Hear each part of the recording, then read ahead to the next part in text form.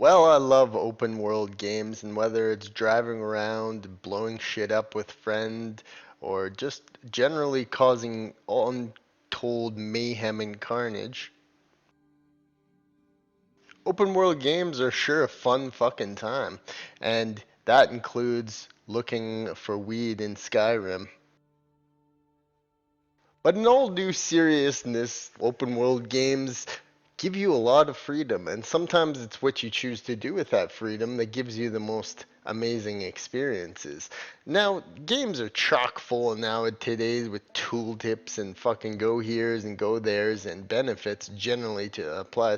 I'm sure people scum out the fucking systems and get to the beat the game within 5 fucking goddamn minutes. But some of us like to sit back and enjoy the greatness of video games. And sometimes that means in open world, you can give yourself just a little bit of rules to help you out. And a little bit of imagination goes a long, long way in video games. I have very fond memories of immersion in video games.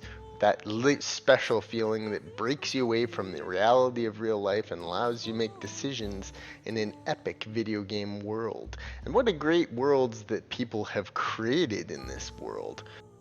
And there's plenty of shit to do in these worlds that people have created, and it's a lot of fun to go about them and do all kinds of crazy and fun, unique shit. There's great open worlds, there's terrible open worlds, and there's always some in between. Now, one open world in particular is especially fantastic. Well, there's lots of spectacular open worlds, but this is one I just had to talk about because I'm having a fucking blast with it, and I'm sure many other people have too. Now, the Assassin's Creed game franchise, whatever you want to call it. I don't know if they're all synced. I don't know if you call it a continuation or we're on Assassin's Creed 100. But it's generally a physical system that they created where you can run and jump around and assassinate and combat and live. Now, and one of these things that they've created is this massive open world and this RPG mechanic and storytelling system. And it's a great way for Ubisoft and all the Ubi minions to have made such a great thing. It feels rich, it feels historic, it feels utterly and completely beautiful. And I can't recommend Assassin's Creed Odyssey enough. I played a lot of the old ones, and I did a lot of shit in Assassin's Creed games. This just feels special because it's a special world and a special time, much way like Black Flag does. It's a fantastically beautiful game in every respect, in every decision.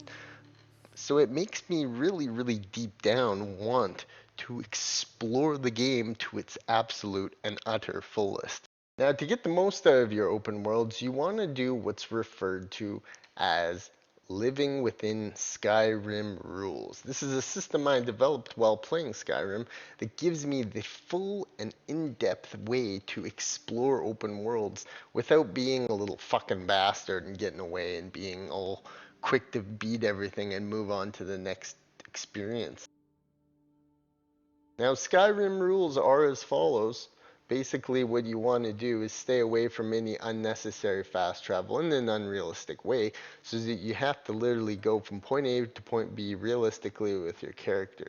That is the rule, that is the fundamental of Skyrim rules. No fast travel. And a lot of people might scoff at that, and a lot of people might not like that, but I don't give a fuck. Because I like to just go everywhere and enjoy the world and play like I'm within the game world and live within that game world and that game universe. Rule 2 is another basic rule that helps you out with a little bit of enjoyment. Now, one of the things about Skyrim Rule 2 is that you can use things within the game world to travel about that the developers left to a reasonable degree. For example, the carts in Skyrim allow you to travel from point A to point B.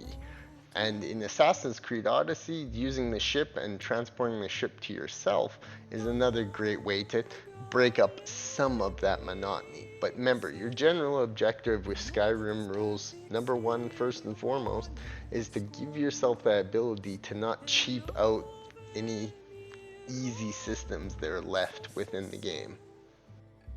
You want to immerse yourself in that world to the maximum extent and there's no greater way to explore every intricacy is by living through trueness and not cheaping out the cheap fast travels. Basically, not just fucking ripping through the game as quickly as possible, as tempting as it may be with so many great games. But the idea with gaming, I find, is to not just move on to the next best thing. What's the next best thing? What's the next fucking best thing? Where can we go next? What can I get my value? Despite even Assassin's Creed being laden with microtransactions, I hate the way of the idea of paying for more of an experience. A lot talk because that's like an essential part of gaming nowadays. There's just money. You're gonna have to spend money. They're gonna find some way to cheap you. It's every business ever would ever make this way. But when it comes to fast traveling and exploring a game world you do have, I definitely give it 150%. Another subvariant of the Skyrim rules are not changing to easy and not playing overly fucking difficult. I like a challenge. I don't like hard. I don't like excessively difficult, and I don't like cheesing the easy way out and playing to an unrealistic advantage. I like a little bit of challenge, and I love a lot of realism. Some games, especially Assassin's Creed Odyssey, can really encapsulate just how your skill has to help you, and and you don't have to exploit systems and you don't have to do things. It really feels fluent, and Skyrim I felt was another good one at that. I mean, there was lots of systems you could exploit in Skyrim, but generally speaking, it felt pretty realistic and fair. And there it is, Skyrim rules, your guide to enjoying open worlds that I love so much. That escapism, that love of the adventure in the world, and you just go out and you fucking explore. Follow Skyrim rules and you'll never be brought down. I'll tell you what, Skyrim rules, you follow it, play Assassin's Creed Odyssey, you'll be in fucking love. This game is so fucking good. It's not even funny. Assassin's Creed Odyssey, it's tough to get a 10, but I would say, solid 9.8, solid up there experience. You know how it is. It's a fucking amazing Ubi game.